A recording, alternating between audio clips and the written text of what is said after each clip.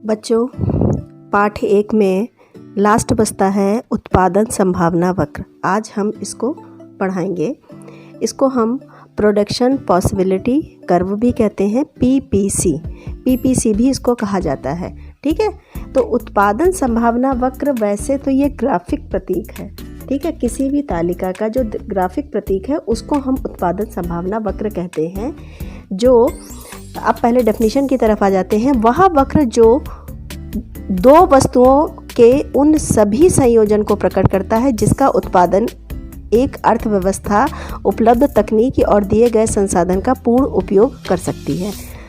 अब समझ में नहीं आया होगा, चलो दूसरे शब्दों में समझते हैं। दिए गए संसाधन व तकनीकी पर दो वस्तुओं के बीच, ठीक है, दिए गए संसाधन तकनीकी और दो वस्तुओं के बीच उत्पादन के सभी वैकल्पिक संभावनाओं को प्रकट करने वाले वक्र को उत्पादन संभावना वक्र कहते हैं। कैसे? माना दिए गए संसाधन है, 4 व्यक्ति हैं। ठीक है, 4 व्यक्तियों को हमने मान लिया है, इन चारों व्यक्तियों का हम प्रयोग कर रहे हैं। और दिए तकनीक किसको कहते हैं? तकनीक हमेशा 2 प्रकार की होती है, श्रम, पूंजी। ये पहले भी हमने तुमको बताया है कि तकनीक यानी हम या तो श्रम प्रदान करेंगे या फिर पूंजी प्रदान करेंगे। हमने माना यहाँ श्रम प्रदान करी, तो हम जब श्रम प्रदान तकनीकी का, संसाधन का, दोनों वस्तुओं के बीच का जब हम पूर्ण उपयोग करेंगे, पूर्ण उपयोग जब करेंगे यानी हम यहाँ पर ये मान लेते हैं कि ये भी सारे व्यक्ति हैं, कुछ ना कुछ काम कर रहे हैं, कोई बेरोजगार नहीं है, यानी ये भी पूर्ण रोजगार की भी बात है यहाँ पर। यानी सारे संसाधन जो हैं और सारी तकनीक जो है, इनका दोनों वस्तुओं का जब हम पूर्ण उपयोग करेंगे, वहीं पर उत्पादन संभावना वक्र होता है। समझ में आया? अब यह वक्र जो है ये दी हुई स्थिति जो है, दो वस्तुओं की स्थिति और अधिकतम सीमा को पर निर्धारित होता है, इसलिए इसे उत्पादन संभावना सीमा भी कहा जाता है। ठीक है, अब हम इसको एक तालिका के माध्यम से हम देखते हैं कि इस तरह से ये वक्र जो है ये नीचे की तरफ झुका होता है, इस तरह से होता है। हमने 2 वस्तुएं देखी हैं, जैसे गेहूं है और ये है। हम जब इसका मात्रा घटा रहे हैं तो हम इसकी मात्रा बढ़ा रहे हैं, इसकी मात्रा घटा रहे हैं तो इसकी मात्रा बढ़ा रहे हैं। जब हम इसका बिल्कुल प्रयोग नहीं करेंगे तभी हम इसका प्रयोग कर सकते हैं। इस तरह से उत्पादन संभावना वक्र है। अब आती है इसकी मान्यताएं। मान्यताएं क्या है? इसमें केवल 2 वस्तुओं का उत्पादन होता है।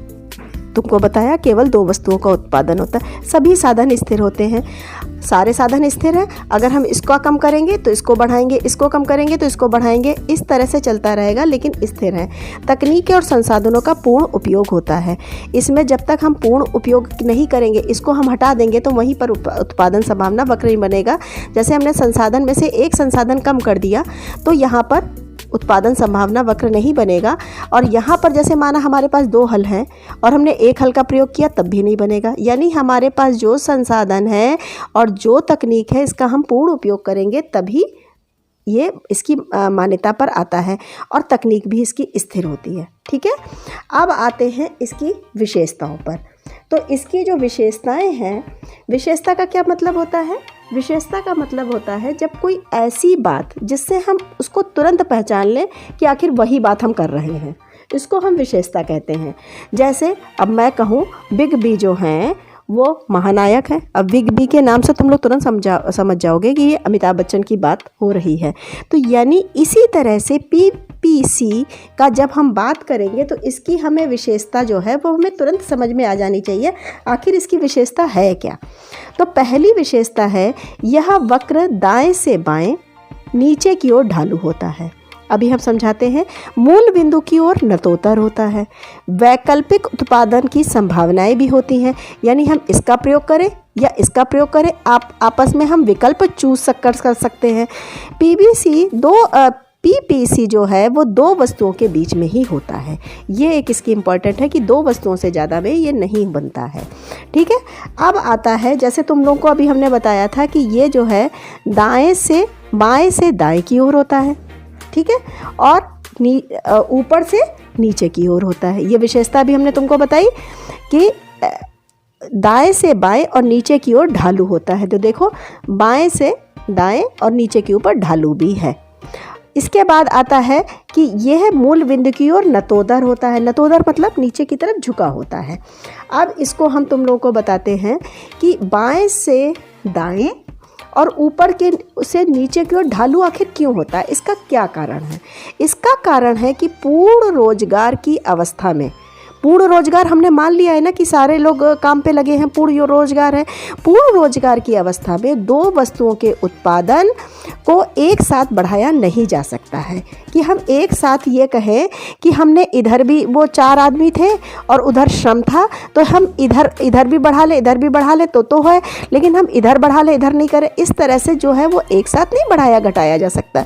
एक वस्तु का उत्पादन तभी बढ़ाया जा सकता है जब दूसरी उस वस्तु का उत्पादन हम कम करेंगे। जब हम इधर से कम करेंगे तभी हम इधर बढ़ा सकते हैं, इधर कम करेंगे तो इधर बढ़ा सकते हैं, लेकिन ये नहीं हो सकता कि हम एक तरफ बढ़ाएं। इसलिए इसका वक्र जो है बाएं से दाएं और ऊपर से नीचे की ओर ढालू होता है। आया, क्लियर हुआ? फिर होता है मूल बिंदु की ओर नतोदर होता है। मूल बिंदु की ओर कैसे नतोदर होता है? ये जैसे मूल बिंदु की ओर ये नीचा है तो इसकी तरफ नतोदर होता है। कैसे होता है कि इसका कारण है किसी वस्तु की एक अतिरिक्त इकाई का उत्पादन बढ़ाने के लिए दूसरी वस्तु का त्याग पहले की तुलना में अधिक मात्रा में किया जाए। ठीक है, तो जैसे हम किसी एक इकाई का हमने यहाँ पर त्याग किया है, तब हम इधर इकाई बढ़ा रहे हैं, ये पहले की तुलना में अधिक होना चाहिए, तभी वो नीचे की तरफ नतोदर होता है। इसका मतलब है कि ये अर्थात एक इसको ये भी कहते हैं, ये उत्पादन बढ़ती अवसर लागत के नियम पर आधारित है। अब आखिर बात आती है, ये अवसर लागत क्या होती है? ठीक है, तो ये अवसर लागत क्या होती है, ये तुम समझने की बात है कि ये अवसर लागत हम किसको कहते हैं। जैसे अवसर लागत किसी संसाधन का, किसी भी संसाधन का दूसरा सर्वश्रेष्ठ त्यागा गया मूल्य ही अवसर लागत है। माना जैसे अब हमने तुमको बताया, जैसे आज हम 10,000 पर कहीं नौकरी कर रहा है, कोई भी ए व्यक्ति 10,000 की नौकरी कर रहा है। अब उसको कहीं ऑफ़र आ जाता है और उसने 25,000 की नौकरी मिल जाती है, तो वो ये क्या करेगा? 10,000 की नौकरी छोड़ेगा ना? छोड़ेगा कि नहीं छोड़ेगा? वो जब 10,000 की नौकरी छोड़ के ही तो 25,000 की नौकरी करेगा ना। और अगर माना तीसरे महीने उसको 35,000 की नौकरी मिलती है, तो वो क्या करेगा? 25,000 की नौकरी छोड़ देगा नहीं छोड़ देगा? तो जिस तरह से 10,000 की नौकरी छोड़कर उसने 25,000 की नौकरी करी, तो उसने कितने का त्याग किया? 10,000 का। 10,000 का जो सर्वश्रेष्ठ त्यागा गया मूल्य है, यही अवसर लागत कहलाती है। ठीक है, ये अवसर लागत कहलाती है।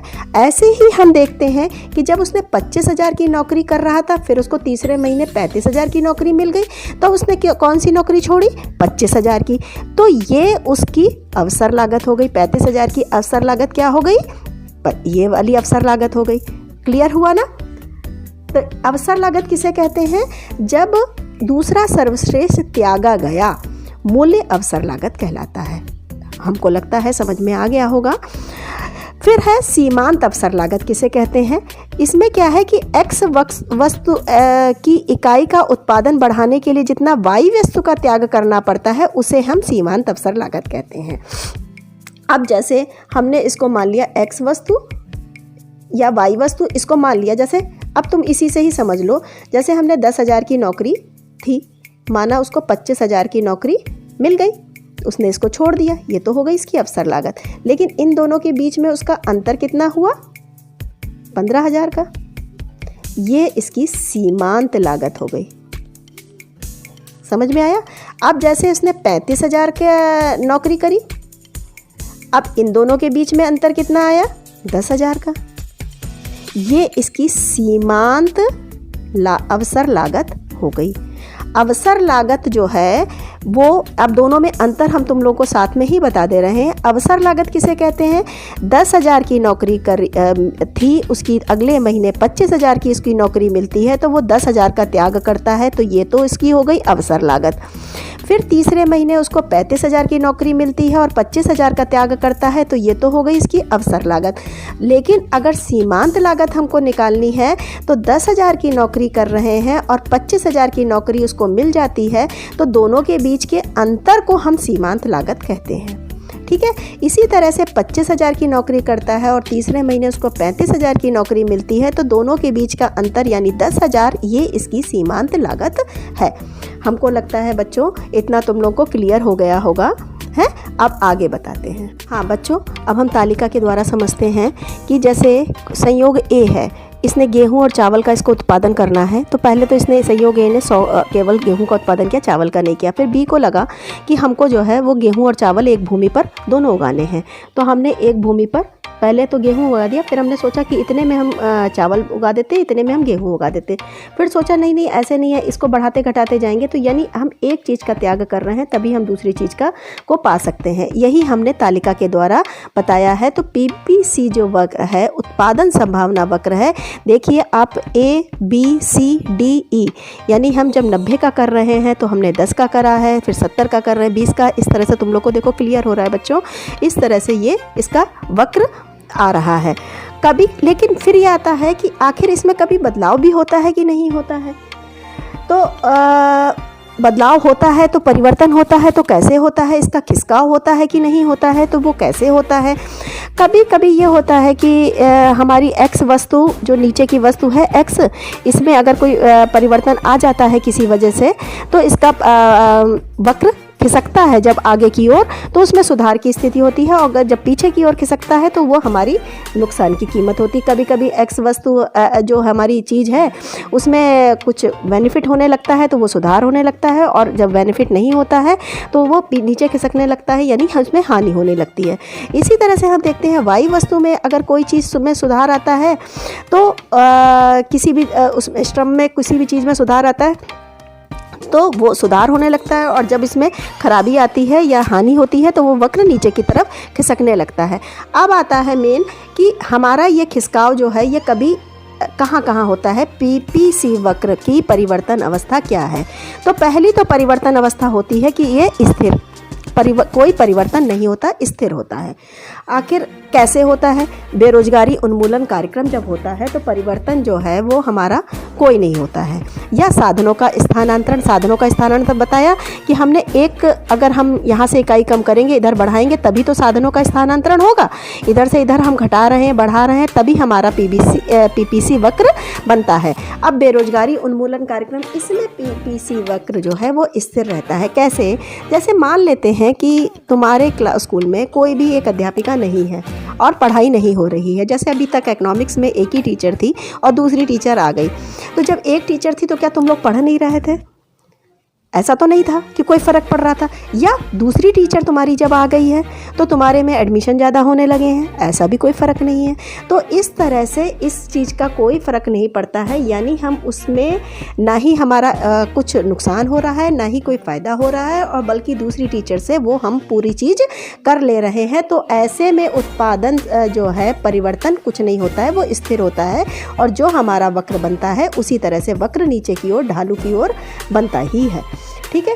अब बाईं ओर खिसकाव कब होता है। बाईं ओर खिसकाव में जो जैसे ये लेफ़्ट हमारा खिसकाव कब होता है, ये उत्पादन संभावना है। लेकिन अगर हमारा तकनीकी और संसाधन दोनों में जब कोई गड़बड़ी आती है तो हमारा ये बाईं ओर खिसकाव आता है, यानी खराबी आती है। अब वो किस किस चीज़ों से आती है। साधनों में कोई कमी आ गई, ठीक है, कोई ना कोई कमी आ गई, कुछ ना कुछ हो गया, या तकनीक में कमी आ गई, यहाँ संसाधन में कमी आ गई, तकनीक में कोई कमी आ गई, तो हमारा वक्र नीचे की तरफ खिसक जाएगा। या कोई प्राकृतिक आपदा आ गई, भूकंप आ गया, बाढ़ आ गई, कोई भी बात आ गई, या कोई नकारात्मक कुछ गवर्नमेंट की तरफ से आ गई, तो इस तरह से हमारा ये उत्पादन संभावना वक्र बाईं ओर खिसकेगा, यानी कमी को वो दर्शाएगा। अब उत्पादन संभावना वक्र दाईं ओर कब खिसकता है, ये आखिर परिवर्तन कब आता है। जब तकनीक में उन्नति होती है, जैसे ये वृद्धि हो रही है, यहाँ तकनीक में हो रही है और संसाधन में भी वृद्धि हो रही है, ये हमारे परिवर्तन की दशा को दर्शा रहा है। तो दाईं ओर कब खिसकता है, जब तकनीक में उन्नति होती है। माना हमने श्रम किया है, बहुत सारी जो है पूंजी हुई है और हमारा फ़ायदा होने लगा है, तो हम उसको वृद्धि करेंगे। तकनीक में वृद्धि हो रही है तो हमारा, और उधर संसाधन में भी वृद्धि हो रही है। तो जब संसाधन और तकनीकी दोनों में वृद्धि हो रही है तो जो है हमारा उत्पादन संभावना वक्र जो है वो उसमें वृद्धि होती है और वो दाईं ओर खिसकने लगता है।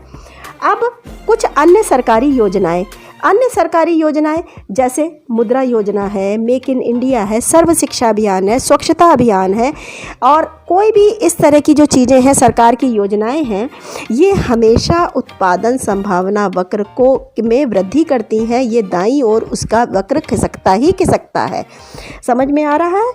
अब एक पॉइंट और आ जाता है कि मतलब कि उत्पादन संभावना वक्र की पॉइंट जो है ये कैसे कैसे रहते हैं। अब जैसे माना x वस्तु है, ये y वस्तु है, हमारा ये उत्पादन PBC ये है, ये PPC है, ये उत्पादन संभावना वक्र है। आखिर कैसे होता है? माना यहाँ पर कहीं बिंदु है तो वो क्या दर्शाता है कि संसाधनों का अल्प प्रयोग हो रहा है, यानी हमारे पास जो संसाधन है उसका हम पूर्ण प्रयोग नहीं कर रहे हैं, उसका हमारा अल्प प्रयोग हो रहा है, कमी हो रही है।